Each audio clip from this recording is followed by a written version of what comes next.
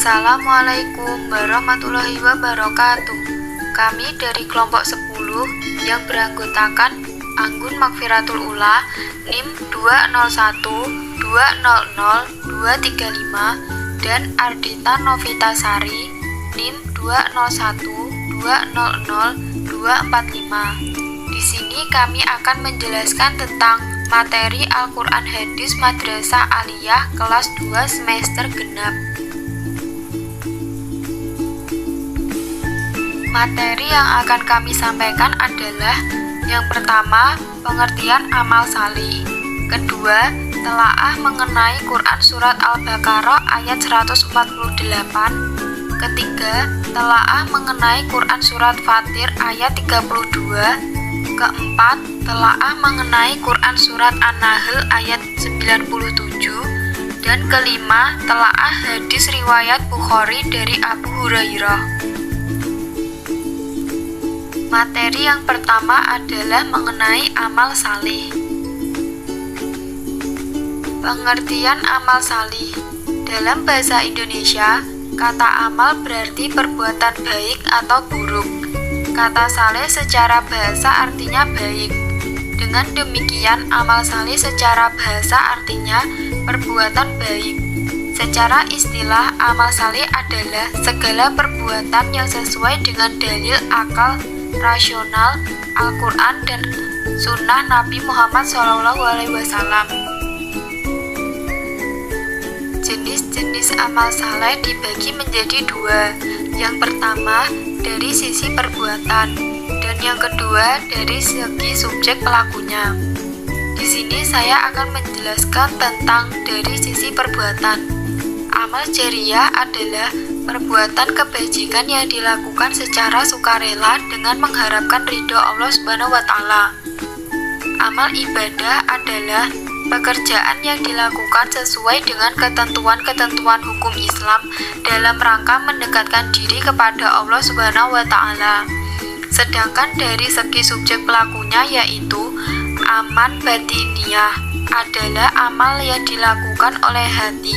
Amal batiniyah meliputi perbuatan yang baik dan perbuatan yang buruk. Amal lahiriah adalah perbuatan yang dilakukan dengan anggota badan dan dapat diketahui melalui penglihatan atau pendengaran.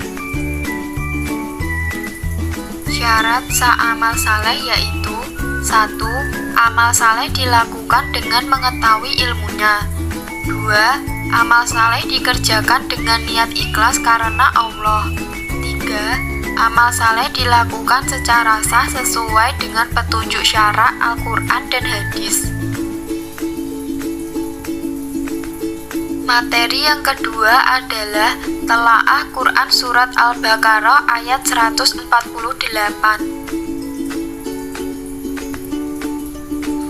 Penjelasan Quran Surat Al-Baqarah ayat 148. Dan setiap umat mempunyai kiblat yang dia menghadap kepadanya. Tidak ada kelebihan satu kiblat atas lainnya. Karena yang terpenting dalam beragama adalah kepatuhan kepada Allah dan berbuat kebaikan terhadap orang lain. Maka berlomba-lombalah kamu dalam kebaikan.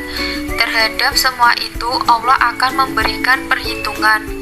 Di mana saja kamu berada, pasti Allah akan mengumpulkan kamu semuanya. Sungguh Allah Maha Kuasa atas segala sesuatu. Materi yang ketiga adalah tentang telaah Quran Surat Al-Fatir ayat 32. Penjelasan Quran Surat Fatir ayat 32. Mereka itulah orang yang segera dan berlomba berbuat kebajikan, sehingga kebaikannya sangat amat banyak dan amat sedikit jarang berbuat salah.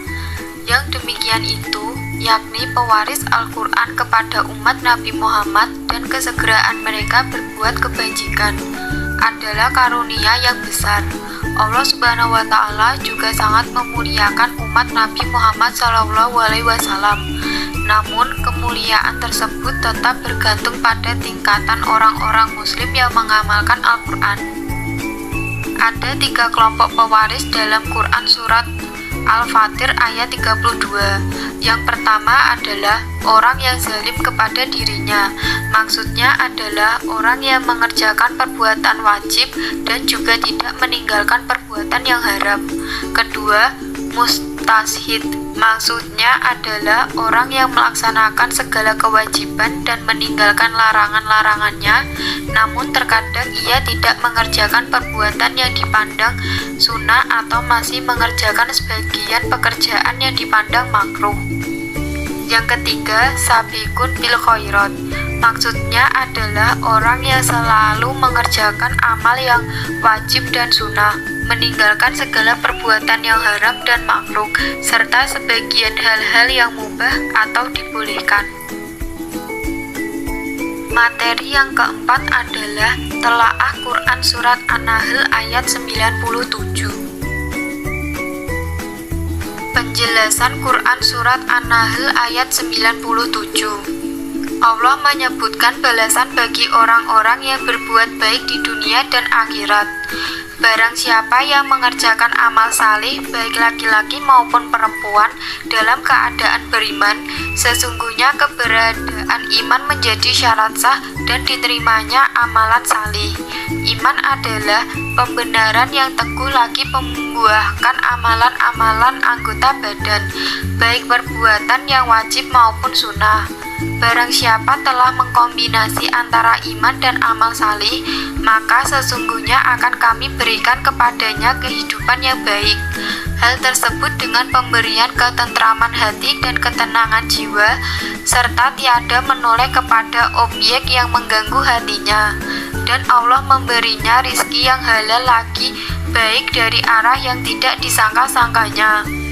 Dan sungguh akan kami berikan balasan kepada mereka di akhirat dengan pahala yang lebih baik dari apa yang telah mereka kerjakan, berupa aneka kenikmatan surgawi yang tidak pernah dilihat oleh pandangan mata, tidak pernah didengar oleh telinga, dan tidak pernah terbetik di dalam hati manusia.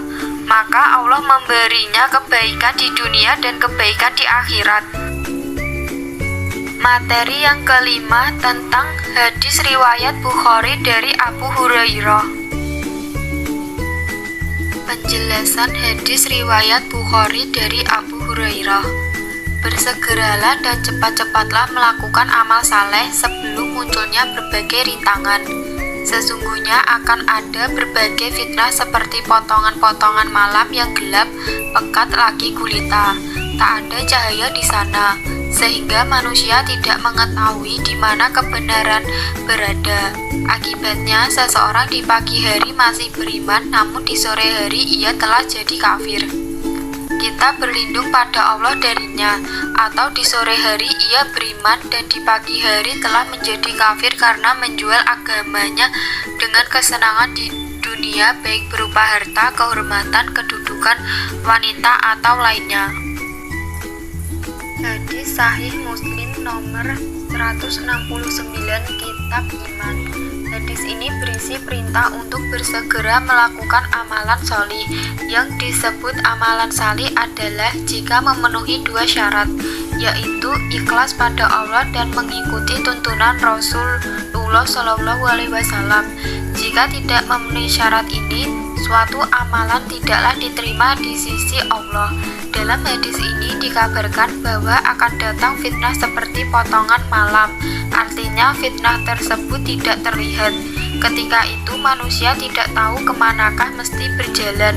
Ia tidak tahu di manakah tempat keluar. Fitnah boleh jadi karena subuhat atau racun pemikiran. Boleh jadi timbul dari syahwat atau dorongan hawa nafsu untuk bermaksiat. Fitnah di atas itu diibaratkan dengan potongan malam yang sekali lagi tidak diketahui, sehingga seseorang di pagi hari dalam keadaan beriman dan sore harinya dalam keadaan kafir. Dalam suatu hari, bayangkanlah ada yang bisa demikian, atau ia di sore hari dalam keadaan beriman dan di pagi harinya kafir. Mereka tidak menjadi kafir karena menjual agamanya.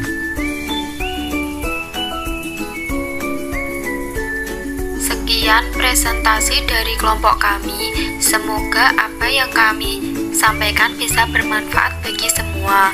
Wassalamualaikum warahmatullahi wabarakatuh.